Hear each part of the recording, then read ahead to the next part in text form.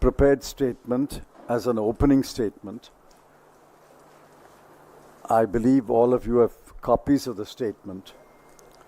So I may not read every line of the statement. I will read portions of the statement, and then you can refer to the rest when you telecast or write.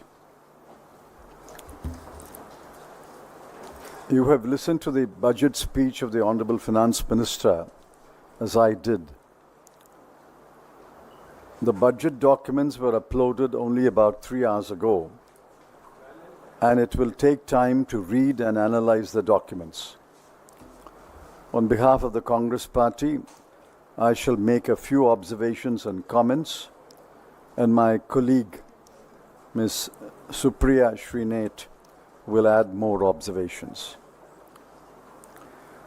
I have already tweeted that I am happy that the Honorable Finance Minister had an opportunity to read the Congress manifesto after the Lok Sabha 2024 elections. She has virtually adopted the ideas underlying our proposals on employment-linked incentive ELI scheme, the apprenticeship scheme with an allowance to the apprentice, and in the abolition of the angel tax. I welcome her to borrow our ideas, and I wish she had borrowed or adopted many more ideas from the Congress manifesto. This morning, I had created a template to comment on the budget. In the first part of this statement, I have set out our expectations of the budget. In the second part, I have noted the relevant statement on the budget speech, whether there was a response in the budget, and if so, what was the response. You will notice on some matters there was no response at all. First, unemployment. According to CMIE, the All India unemployment rate is 9.2%. The response of the government is too little and will have only little impact on the grave unemployment situation. The claim that the schemes announced by the Finance Minister will benefit 290 lakh persons is highly exaggerated. She has given three numbers: 210 lakh, 30 lakh, and 50 lakhs. Each one of the numbers is highly exaggerated. 2. Inflation is the other major challenge. WPI inflation is 3.4%. CPI inflation is 5.1%. And food inflation is 9.4%. The economic survey has stated that the deflator for manufacturing has been assumed as 1.7%. Roughly half of the WPI inflation. The deflators assumed by the government have been severely criticized by several knowledgeable economists. Unless the puzzle of the deflator is resolved, it is not possible to unquestionably accept the claimed GDP growth of 8.2% in 2023-24. Besides, the GDP growth rate is no answer to the huge challenge of inflation.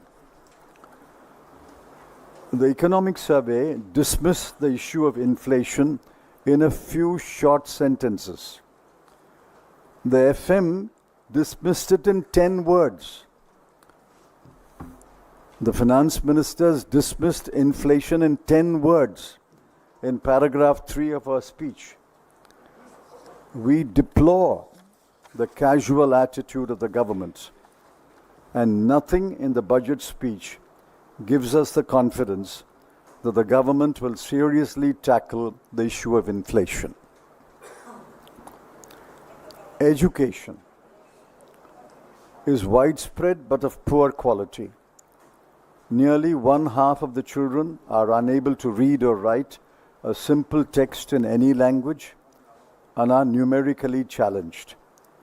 They are not fit for any skilled job. The central government must drive and help the states address these fundamental problems. The other issue concerning education is NEET and the scandal-ridden National Testing Agency.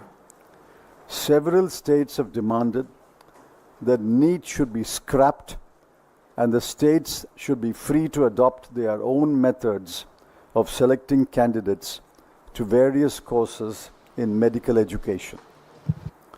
The budget has no response. I did not hear the finance minister refer to school education now. Yet the government is stubbornly clinging to NEET. You will recall, NEET is an examination at the end of school education. Interestingly, against the BE of rupees 1,16,470 crore on education, the government spent only rupees 1,08,878 crore. 4. Health care is better but not sufficient. Public health care is growing quantitatively but not in quality. Out-of-pocket expenditure is still about 47% of total health expenditure. There is a grave shortage of doctors, nurses, medical technicians, and diagnostic equipment and machines.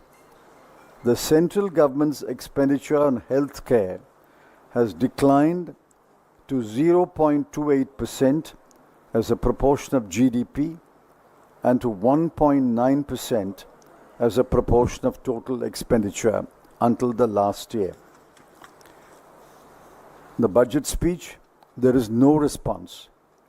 I did not hear the finance minister speak about the grave deficiencies in public health care. Moreover, against a BE of rupees 88,956 crore, the government spent only rupees 79,221 crore. 5. Wages have stagnated in the last 6 years after adjusting for inflation. Between 2017-18 and 2022-23, the average monthly earnings of workers were: self-employed worker, rupees 12,800 per month; casual or daily labor, rupees 7,400 per month; and regular wage labor, rupees 19,750 per month. We demand that the minimum wage should be fixed at rupees 400 per day for every kind of employment.